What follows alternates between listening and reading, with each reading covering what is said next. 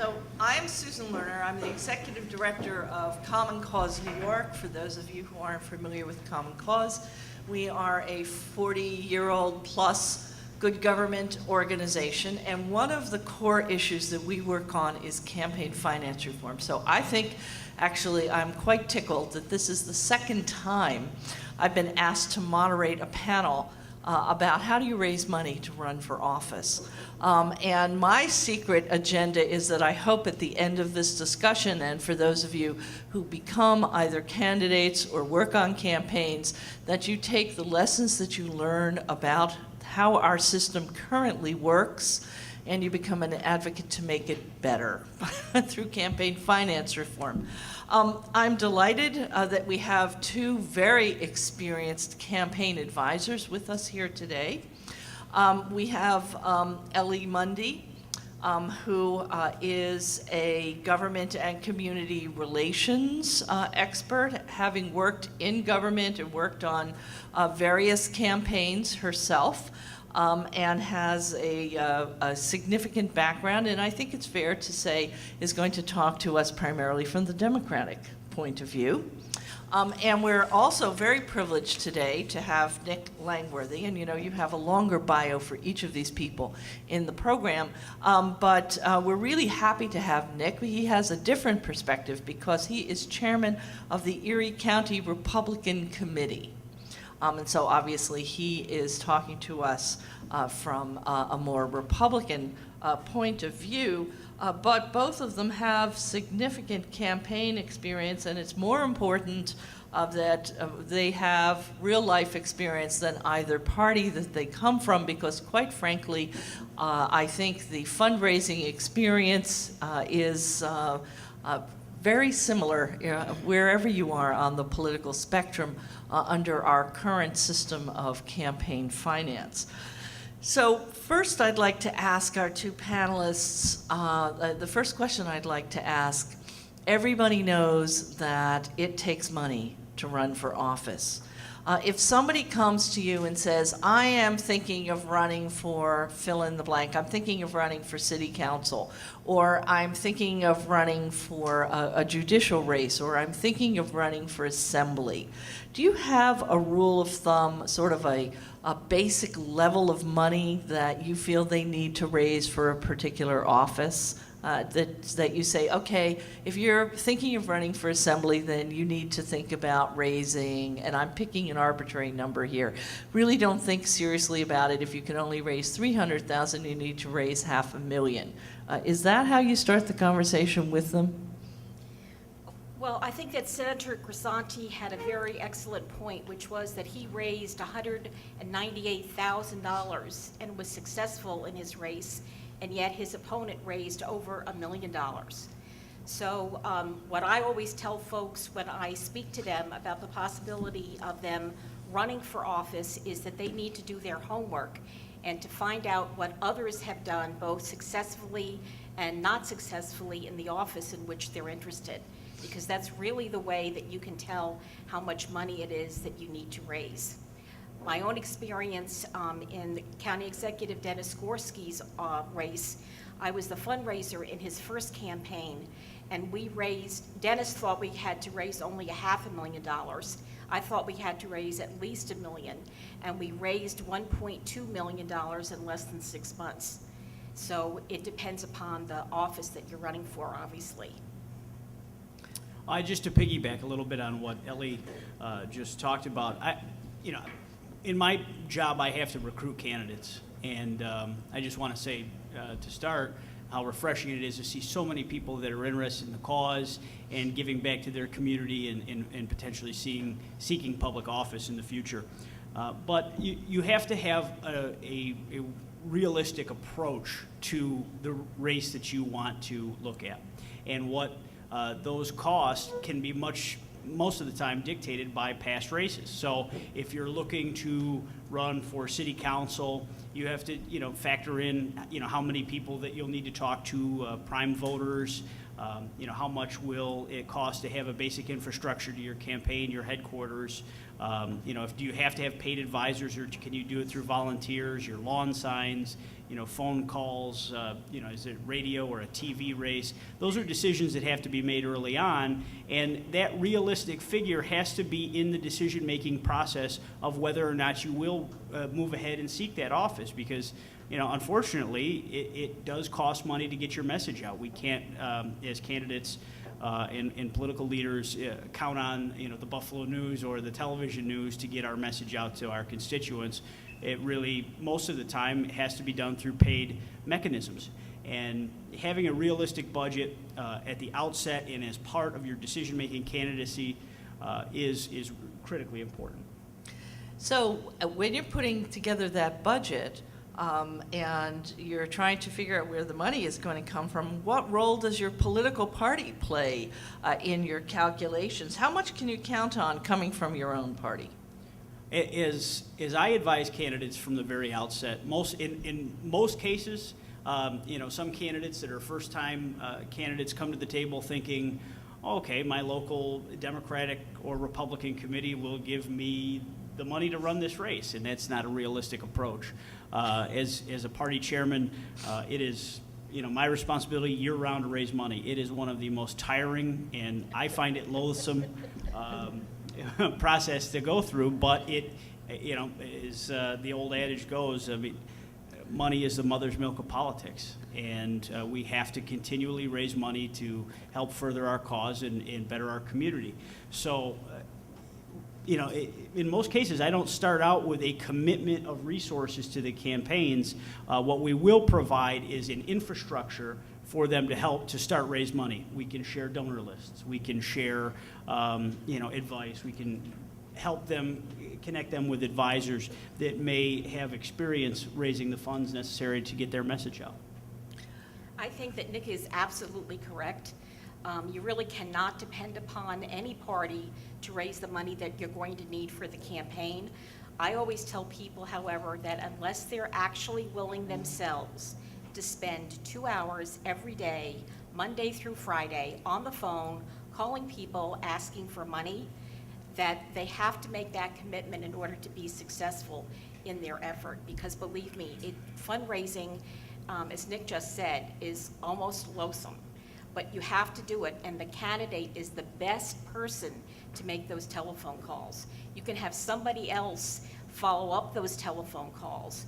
You can have someone else who is your supporter and a well-known member of the community call 20 people and say, I want you to expect a phone call from Mr. Smith, and he's running for Y office, and I hope very much that you will support his efforts. And obviously that's something that certainly helps when the candidate calls, but the candidate, he or himself, her or he, needs to make sure that they put aside that time every single day to make those telephone calls. So here you've got this budget, based on what previous races have raised. And you know that the party may help you with some lists or some ideas of where to get the money. How do you assess your own capability of raising that kind of money before you commit to actually beginning a campaign? What do you advise first-time candidates when they're trying to figure out, can I do this? Other than, okay, somebody says, yeah, sure, I'll spend 2 hours a day, no problem, I really want to run. Well, I think you have to have a kitchen cabinet of people that are going to be around you, that are going to be willing to help you. It's very important to get those lists from the Democratic or the Republican headquarters, but you need to realize that they've given those lists to more than you. So you have to be able to have a kitchen cabinet about you that you can say to them, can you each provide me with a list of 50 people that you would call to come to the first event? And then, you get those 50 people to come to the first event, and that first event is perhaps a low dollar event of $25, but then you build on that, and you have more events that are, more and more expensive. But you need that kitchen cabinet to be able to help you actually get your own list together of potential donors. Again, I agree with everything Ellie's saying. My advice to first-time candidates to come into my office is, once they have established how much they need to raise in assessing which office it is that they're seeking, is to get out your Christmas card list. And because no one cares more about you as a candidate than your friends and your family. And unfortunately, as part of this process that is tiring and loathsome, you have to ask your friends and family for money if you want to run for office, because they are the ones that know you best. They're the people that believe in you the most, and they're also the people that if they make an investment in you, they're more likely to join that kitchen cabinet that Ellie talked about. They're more likely to be evangelists of your campaign and candidacy going forward. So I always tell my candidates, get out your list, your friends and family. Maybe it's your contact list from your cell phone or your Outlook, and you have to categorize these people. You know them, you know what they do for a living, and put a dollar figure next. It sounds kind of callous, but put a dollar figure next to that person's name. Can I ask this person for $1,000? Can I ask this person for $500? And once you have categorized your list of friends and family, you have a good view. I mean, if you're running for town board, maybe you're asking for a $100 bill or $50. But it is all, based on the race and what you're trying to accomplish at the end of the day. But it all starts with the people you know the best. And until you get them to invest in you, it's very difficult to get, proven donors, community leaders to take your candidacy all that seriously. And if I could just add to what Nick has said, with that Christmas card list, you could also go through and decide that there are 10 people on that list that you could call up and say, I really would like you to have a house party for me. It's not going to be a fundraiser, it's just going to be a house party. And I want you to invite the kinds of people to your home that you think are going to be willing to write a check of X amount of money. And then you have the candidate go to that house, and it's, no one asks for any money. You meet and greet and talk to everybody. The candidate does his or her spiel. They ask for your support. Everybody goes away, happy as a clam. And the very next day, a series of letters go out to all the people that have attended that house party, individually signed by the candidate. And at that point, the candidate says, I really need your financial help. And then the candidate has to then make a phone call 2 days later to those people that attended that house party. So that's another way of being able to get the grassroots effort that you need to undertake in order to be able to launch your financial effort. So you've gotten the list, you've worked with your Christmas card list, you have perhaps had a house party or two where you haven't asked, you're doing your first mailer. What should you be concerned in terms of your record keeping? What should you be asking people to provide you in terms of, okay, you want to check, but do you need to ask for more? And what kind of infrastructure do you need to keep track of the campaign donations, and why do you keep track of campaign donations? Sure. You must have a treasurer to have a campaign fund. That's the first order of business. You need to approach someone that you trust, that you have a good relationship, and that you have a good access to. Someone that you can reach during the day. Someone that can sign checks to help pay for some of the efforts that your campaign is going to need to write checks for.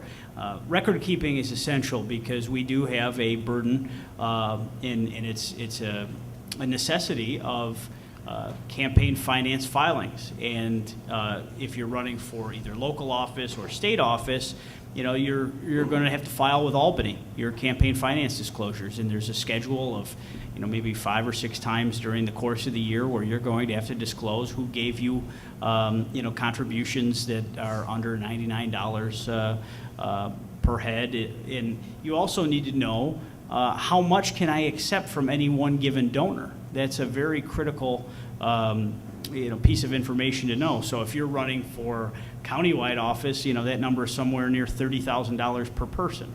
But if you're running for county legislature, that is likely to be more like $4,000 per person. So if you have a rich uncle that was willing to say, I'll pay for half of your campaign, you have to make sure that that's legal. And, these legal limits are in place to, I think, preserve, fair elections, and so that you don't have people, giving unlimited campaign contributions, and undermining, elections.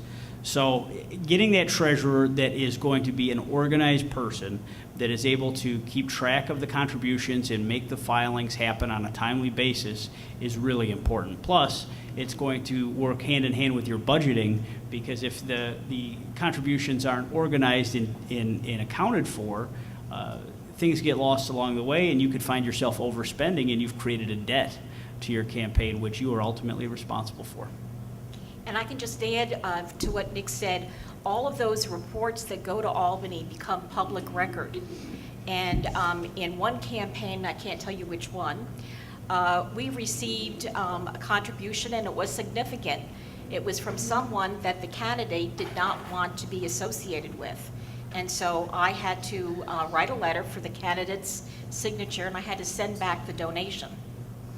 So you have, your treasurer, therefore, has to be really looking at those checks very carefully and making sure that you're not accepting money from someone, for whatever reason, is someone that you would not want to accept a financial contribution from. Well, that's interesting. I'm going to skip around in the order of the questions I'd come up with, because one of the questions I was going to ask is, what do you say to one of your candidates or somebody who's considering running for office, and they say to you, well, I'm not going to accept money from X. I'm not going to accept money from PACs, or I'm not going to accept money from unions, or I'm not going to accept money that comes from tobacco or gambling interests. Do you, how do you handle that? Well, I think that depends obviously on the candidate. I mean, if for whatever reason, if there's an issue that you feel very strongly about, you don't want to accept funds from the other, from the loyal opposition, so to speak, relative to that issue. And so, again, you have to have a treasurer who knows that if the check comes in from that kind of an organization, or for someone who's the president of a company, that is, I'll just use fracking as an example, that is not someone that you want to accept a donation from, you have the candidate really has to make a decision that that contribution is going to be sent back with a, nice letter, thanking them for their interest, but indicating that under, the circumstances, they're not going to be accepting the contribution. Do you suggest to candidates that they set up, that they think through in advance if there are going to be those kind of limitations and set it up at the beginning, or does it happen more situationally in your experience? Well, I think candidates generally know if they would accept contributions from labor, as an example. But that's just, as Nick said, that's the kind of conversation that you have to have with a candidate in the very beginning of the process to make sure that you know where they're coming from. Nick, do you try and discourage candidates from setting up those kind of rules? How do you handle that? Well, I think it's really on a case-by-case basis. And, a candidate has to truly stay, stick with their principles. And if there's something that they don't believe in, they shouldn't take the contributions from that organization. There's also political liabilities. I mean, I know, for instance, there was a gentleman in town that ran strip clubs. And he used to try to give contributions to many candidates, and they'd get sent back an awful lot. And I think that gentleman got very discouraged, but it's also something that could come up as an issue in the campaign, and candidates weren't comfortable accepting that money. And it's really on a candidate-by-candidate basis. In terms of PAC money or interest money that you'll see mostly in state races and in races for the U.S. Congress. Every trade association, every organization generally will have a PAC, and you have to make the policy decisions early on, and sometimes it causes a candidate to have to almost act as if they're in the office on do they want this money to influence or even be perceived as influencing their decision-making process. Nick's, again, making a very good point, and just as an example, in Dennis Gorski's campaign, there was a big issue about whether or not the Galleria was going to be built, and I know we're going back in, history for most of you in the room, but that was in fact a big issue, and Dennis had made a decision that he was not going to, accept any campaign contributions from anyone that had anything to do with building the Galleria, or any of the organizations that were against building the Galleria, because he felt as if he was elected as county executive, he needed to do a lot of homework to determine whether or not building the Galleria in that location was the right thing to do. So again, your campaign treasurer had to be really on the ball to make sure that when those checks arrived in the mail, they weren't from an organization or a company that had anything to do with the potential of building the Galleria. And we did get some of those checks, and we again did send them back. So one role that keeps coming up in your comments is the role of treasurer. How do you decide? How do you pick a treasurer? Is it more important to have somebody who's a certified public accountant or has record-keeping experience, or is it the qualities of really knowing what's important to you and being very well organized? I think it's all of those. So you prefer a CPA? Yes, I do. Nick? Depending on the race, if you're talking about raising a few $1,000s to run for town councilman, I don't think a CPA is necessary to be your treasurer. It needs to be someone that you trust, someone that's organized, and someone that has good judgment, really. If you were looking at a race for the United States Congress, I would certainly, the FEC regulations are very tight. There's criminal implications to wrongdoing with federal finances, and I would want someone that had a true CPA background. Well, it's interesting because the question really comes out of a discussion that we had at the New York panel, where New York City, you may be familiar, has very complex campaign finance regulations because there is a public funding system in place. So people who run for city council or for citywide office in New York City can get matching funds of public money, and it's currently at a 6-to-1 basis. You raise $1 of private money, you get $6 of money from the city if you qualify, but they're very stringent requirements. And so there was a lot of discussion about the role of the treasurer.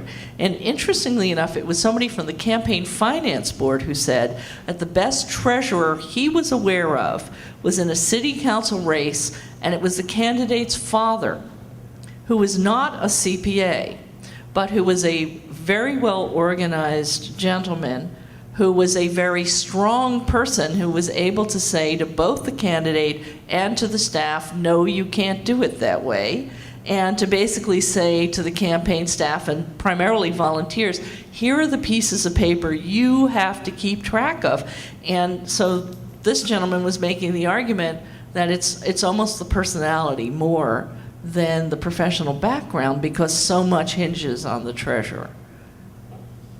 So that was pretty interesting to me in that regard. Well, there's another professional who sometimes comes up in discussions. Professional fundraisers. Do you advise candidates, when do you advise candidates to think about having a professional fundraiser as part of their team? And what's the role of the professional fundraiser? Does it take any pressure off the candidate for the 2 hours that you say they have to spend on the phone? Well, since I used to do this for a living, I would say that a professional fundraiser is very critical to the race if it's a race, as an example, for a city race or race for a county position, a state or a federal race. But and this is a general rule, but the first thing you need to do when you're talking to someone about being a fundraiser is you need to make sure that that person is actually qualified to do what they say they can do. It's very easy to say, oh, I was a fundraiser, but you need to make sure that you check their references to absolutely guarantee that, yes, indeed, this person was in charge of the effort to figure out how we were going to go about raising the money, making all of the arrangements to make those ideas a reality, and then doing the hard work to get the candidate on the phone and volunteers if that is necessary as well. And unfortunately, in my experience, there are many more people who say they are, professional fundraisers, and they really don't do a job that I would consider a quality performance. Nick? And again, it depends on the level of the race. I mean, I would not advise a candidate to have a professional fundraiser for anything, below state assembly, because the budgets on the races, I mean, certainly in a county-wide effort, you need someone dedicated to your fundraising nearly full-time. As Ellie said, in former County Executive Gorski's first race was in what year? 1988? I'm sorry. But it just shows you how much money I think it was costs. 88. I think it was 88. It just shows how much money it costs to run for those offices. To amass those sorts of resources, you need someone's basic full-time dedication. And, it can't be expected to be done through volunteers. And the candidates certainly can't manage it themselves either. But it's also, it has to factor into the budget. Are you working and paying a person on a percentage basis? Are you paying the person on a retainer basis? And that has to come out of the top. So if they're going to raise $1 million and they're going to take 20%, well, that's $200,000. And you have to, as Ellie said, look at credentials very closely, read that resume very closely, make sure to get references for the fundraiser.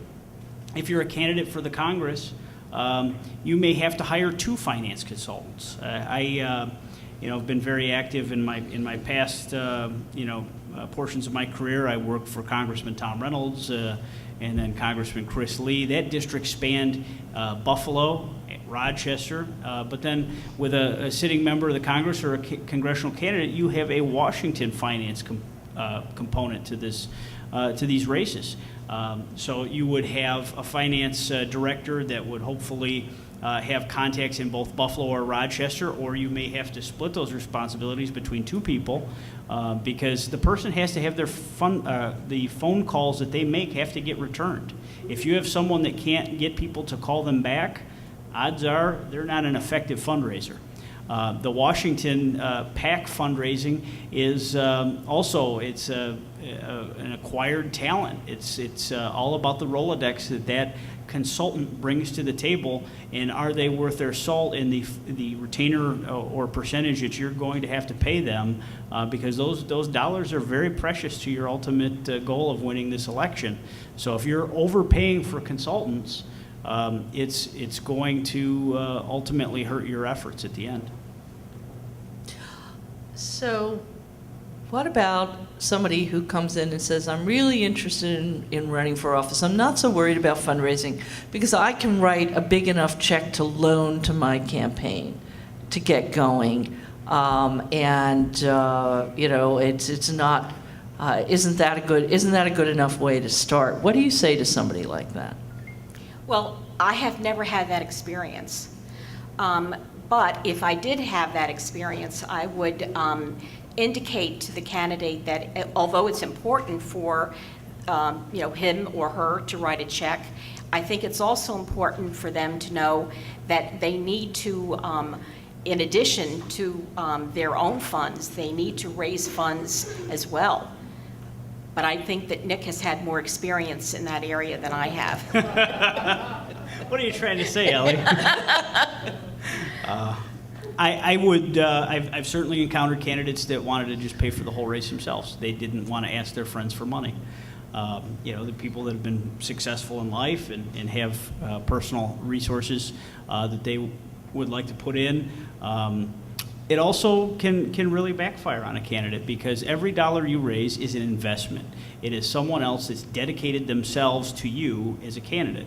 And most of the time, a candidate that will partially self-fund if they have the means to do so. And they will put up, I'll give you, for instance, when Chris Lee ran for Congress, his family has done incredibly well, and they've been very successful in business. The budget was $2.7 million is what it cost to get our message out in 2008 between the Buffalo and Rochester media markets. It's incredibly expensive once your district goes into a second media market and it's necessary to purchase airtime in both. He didn't become a candidate until the month of April, so you had a very short window to raise those resources. And even with all of the, it was a targeted district, it was a high-profile race, he was only able to raise about $1.3 million in that time.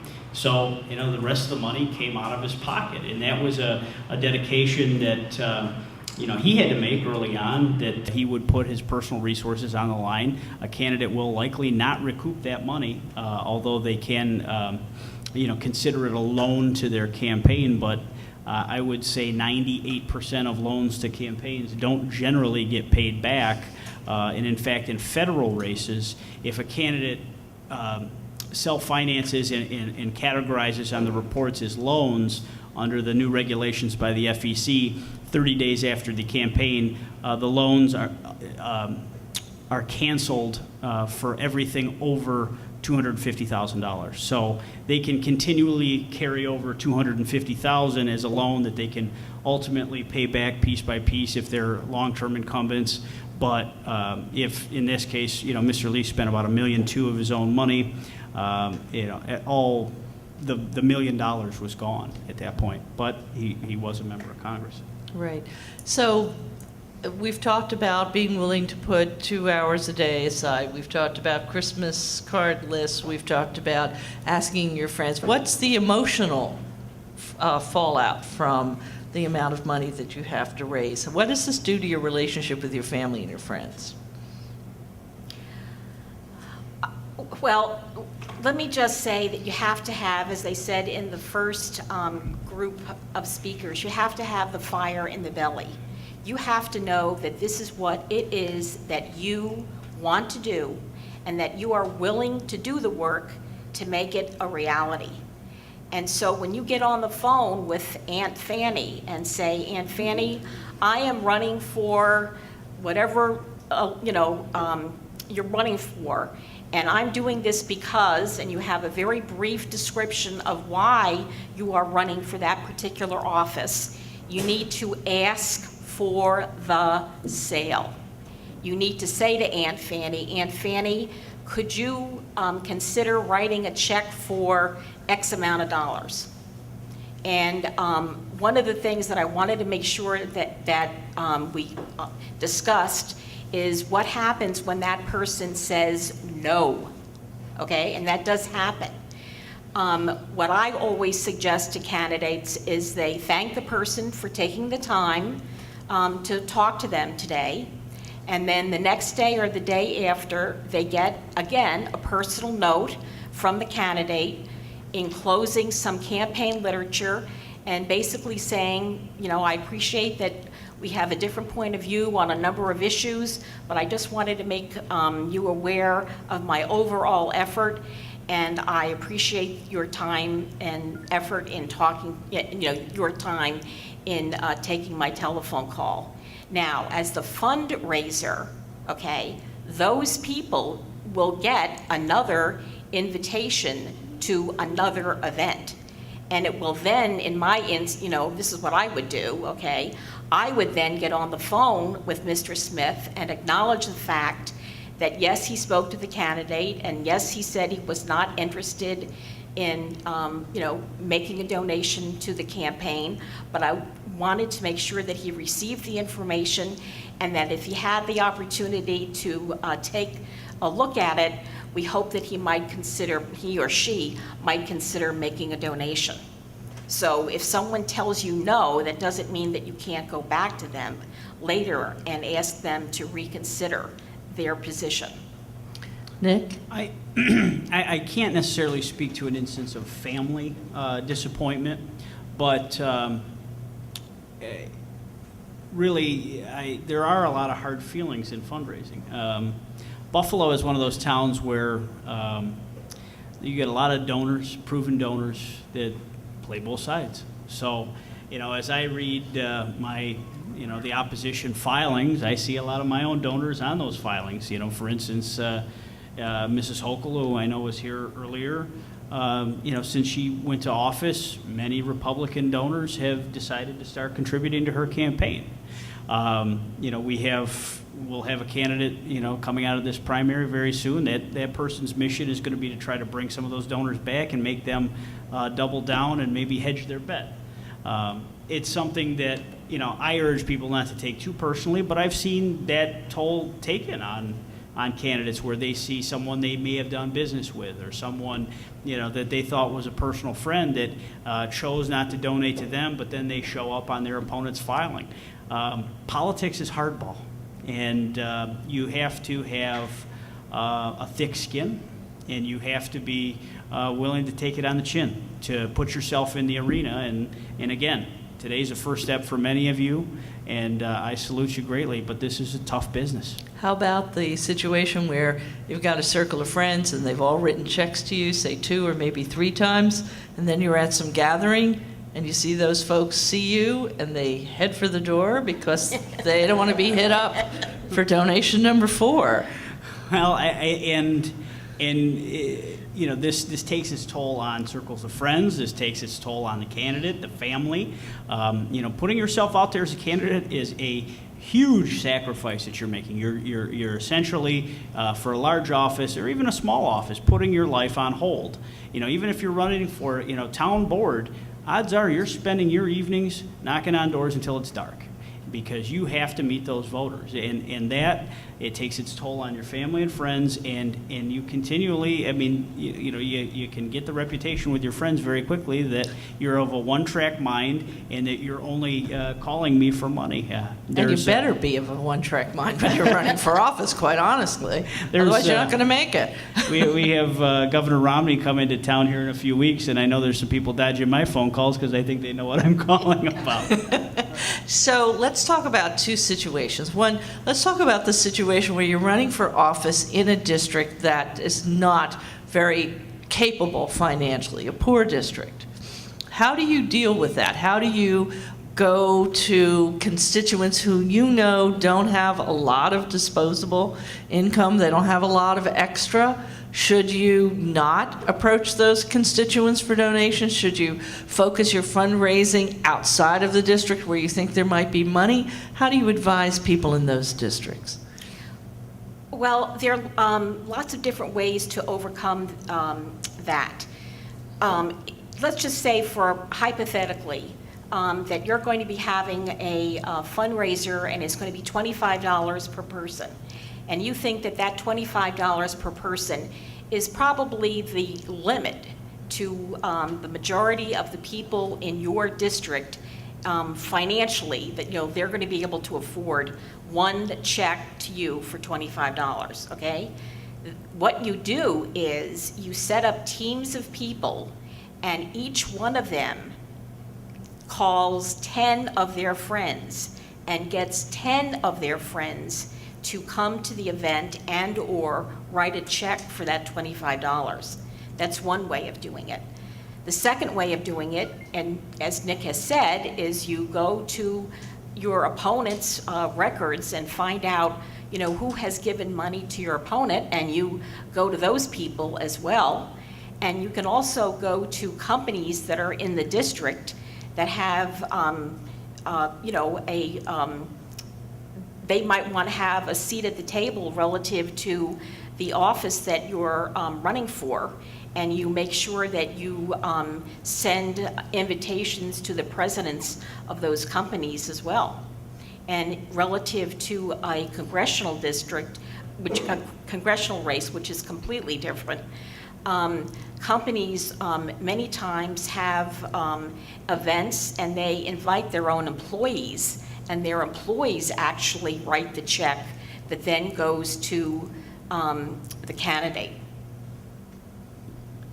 I'm a firm believer in small donors and your need to cultivate small donors. As I said earlier, getting someone to write you a check is an investment in your candidacy.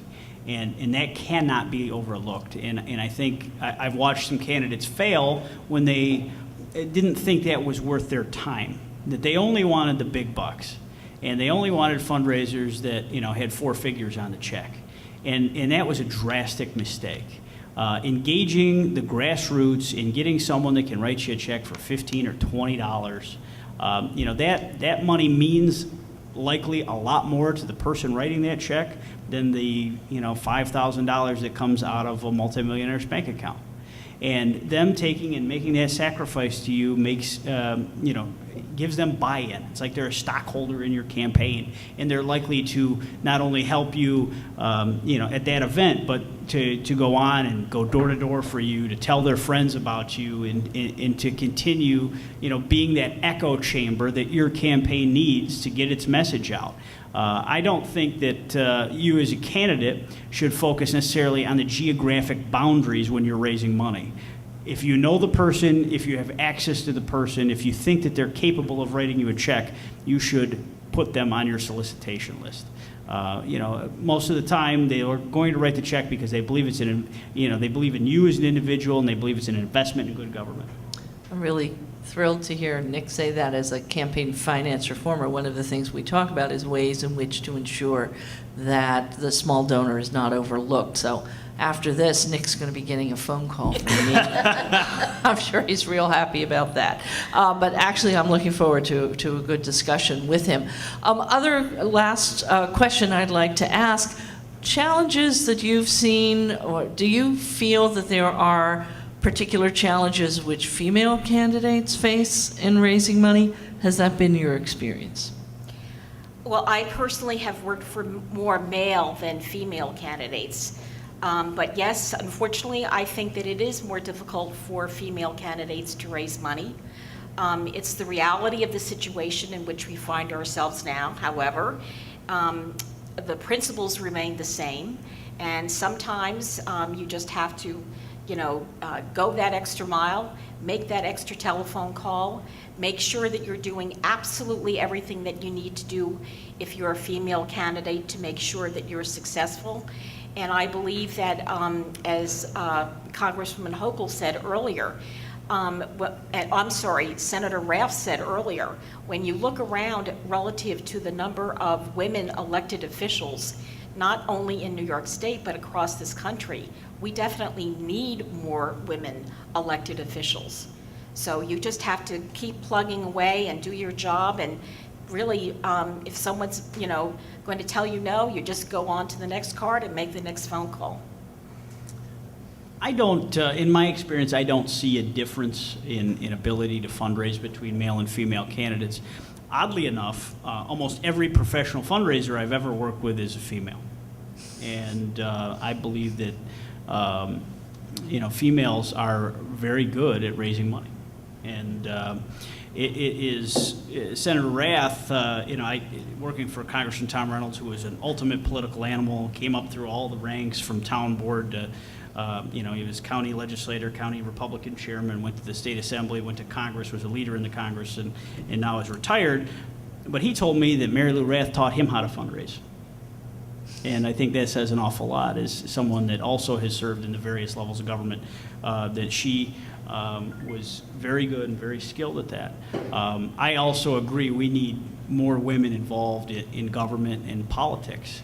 We, with the Republican committee here in Erie County, we have just partnered up with some of our female elected officials and party leaders to launch the Erie County Federation of Republican Women, which is something that has gone, it existed at one time and gone on hiatus for one reason or another. The interest waned and it fell apart, but it's something that I'm very dedicated to as party chairman, is empowering more women within our party and getting them more involved and highlighting some of the great female elected officials that we do have.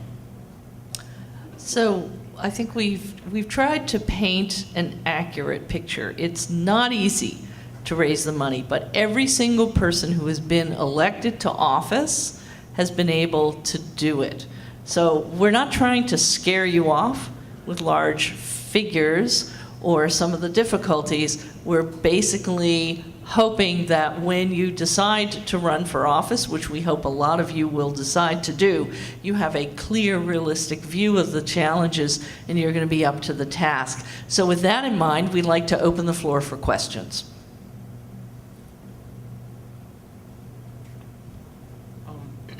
I was interested in wondering if you had any experience fundraising online, or if you have, like, how have you dealt with it with traditional in regards to what's the difference between traditional online fundraising and what has been your challenges in that arena?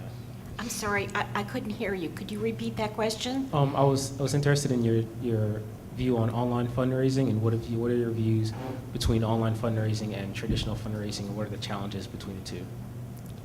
You know, honestly, I think that Nick probably has a better handle on that than I do. Okay.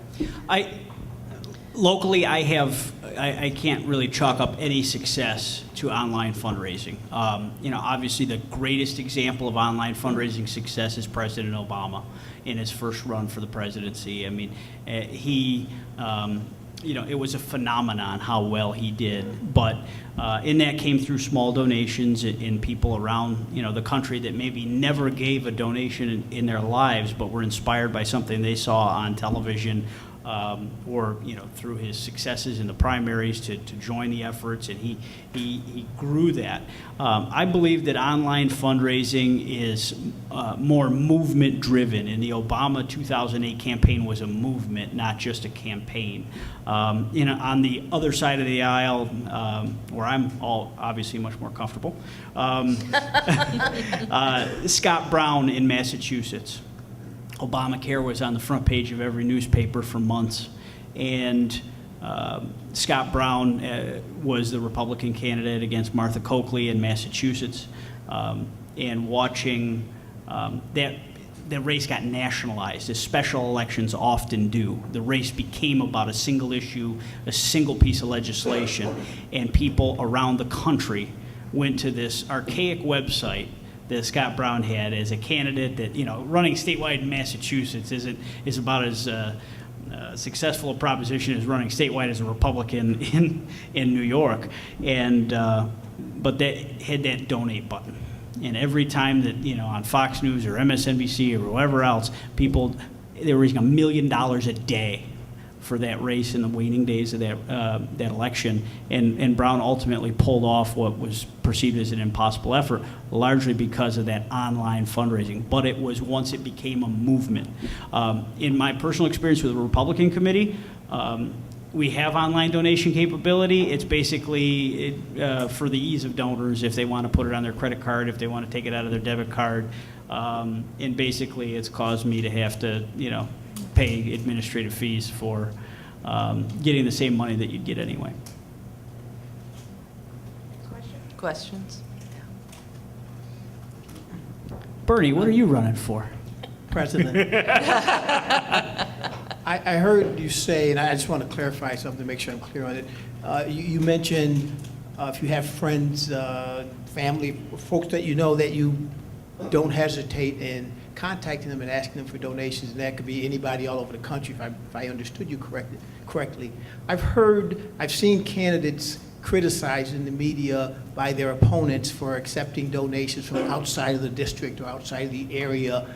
So I guess my question is, if you have friends all over the country because you've had experiences around the country, taking donations or soliciting among those friends, you don't see that as a negative versus the cost benefit is on the positive side versus someone saying, he or she is getting contributions from, different parts of the country?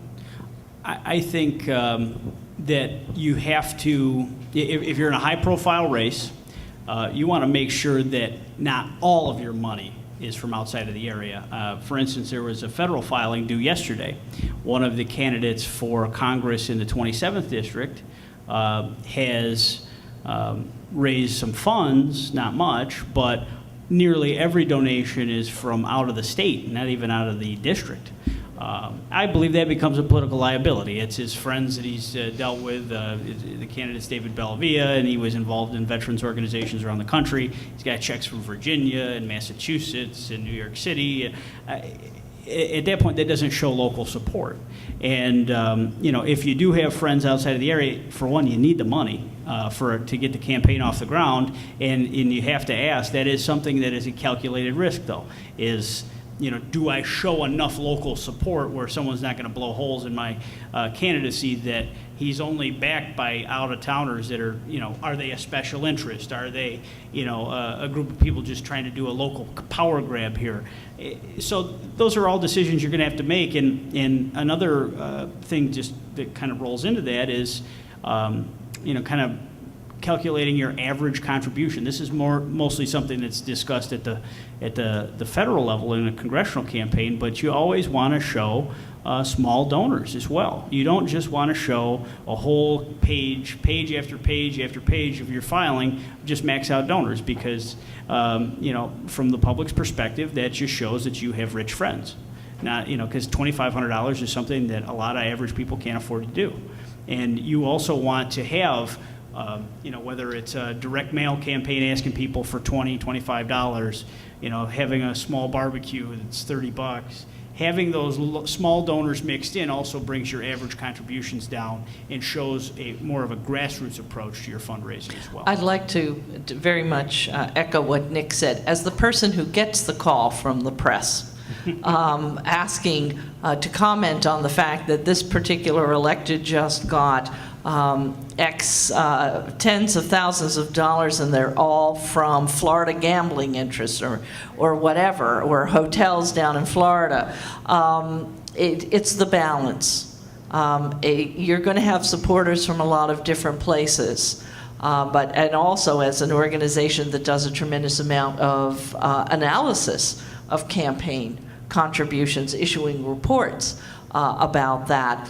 It is the balance. If these really are people that you know from across the country, and you're not having a large amount that comes from a particular industry in a particular place, that makes it seem as if the campaign contributions are coming because these are people who hope to have influence with you. Well, everybody has friends and supporters around the country, and the grassroots component, I think, is the most important thing that balances any out-of-state or out-of-district donations. It's the balance, and it's the support you have from your constituents, large and small. And I think that's why it's so important to have this plan in the beginning of the effort, so that you know that you can rely on X amount of money. Well, you think you can get X amount of money from your district. You think that you can get Y amount of money from, if let's say that you're an environmentalist and you're interested in something that's important to you, that you believe that you can raise money from organizations that believe in the same environmental cause that you do. So it's part of that planning process in the very beginning that you need to be aware of. And it does come back to what we were discussing earlier, which is, do you have certain restrictions on funding, things that you know could be embarrassing to you?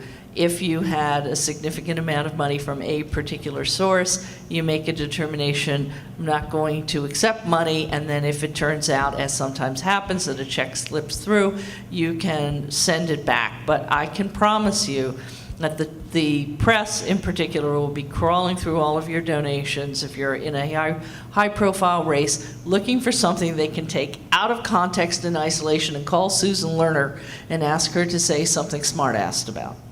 Yeah, I have a question. The take that I have on the dialogue so far is that we're dealing with a candidate who's been endorsed by his party. What about a political newcomer who anticipates a primary fight? Any comments on how you might deal with an outsider? I think that fundraising is the same whether you're the endorsed candidate or not the endorsed candidate, and the fact that you have to have a plan to go out and raise the money for your own campaign. Because unfortunately, what happens in, whether you're a Democrat or a Republican or a conservative or an independent, you go to the party officials and you ask them for funds, and they hope to be able to give them to you, but you really can't count on those because they may or may not appear. And they may appear at the very end of the campaign when you really needed it most in the beginning of the campaign. So if you're the endorsed candidate or not the endorsed candidate, the function is still the same. It's up to you to raise your money. I agree. You wouldn't probably walk into having the infrastructure of the party, list of proven donors. There are other means to accomplish that, but your budget's going to be your budget. Your friends and family list are going to be your friends and family list, and your cause, as you spread that through and you find out who is with you, and you grow your campaign. Oftentimes, it gains some critical mass. The one thing I have found in the Republican Party doesn't tend to have as many primaries as the Democratic Party does, but what I often see when we do is establishment donors, if you will sit on the sidelines until the dust settles. I was on the Erie County Commission to review the county legislature, the form and function of the county legislature, a couple of years ago. And after we interviewed a lot of legislators, one of the recommendations that we made was term limits after a couple of terms, because they told us they spent so much time raising money that we felt that they would spend more time on legislative issues in that last term. And I wondered how you felt about that. Well, I have to pop in and say that's why Common Cause works for public funding of elections on a matching fund system, because I think the public would be appalled if they understood how much time elected officials had to spend raising money. But that's just my non-paid advertisement. Sorry, and let the panel answer. My solution in the bigger picture is not only that we have public financing of our elected officials, but that we have term limits. And I know this is going to sound completely crazy, but I think that someday someone is going to run for president and say that part of what she or he is going to do is to work very hard to have a constitutional amendment to say that presidents shall have 1 6-year term. And if that were to happen, okay, that would put so much pressure on the Senate and the House of Representatives that they would have to have term limits. And if that happened, I believe that those term limits would eventually get down to the states and so on and so forth. Because I think one thing that really is not good about our political system is that there are people that are in office, and I worked on Capitol Hill for a number of years, and these were wonderful people. However, they've been there for 40 years, and there's something really wrong about that. I believe that one day someone is, an elected official is going to stand up and say that that is something that they're going to work very hard to do. And if that person happens to be in my lifetime, I would certainly support their effort. I personally fundamentally disagree with public financing of elections. That's my personal position. I do strongly support term limits, and I think that there's been a few instances, some local, but the one that's just on the top of my mind right now, you watched in the state of Indiana, they had a Senator Dick Lugar, a very good man, a good senator for a lot of years for the people of Indiana, but he had lost touch with his constituents. While they're struggling and they need jobs and they want to turn the economy around, he said his fundamental issues that he was fighting for are arms control, and he had gone beltway, if you will.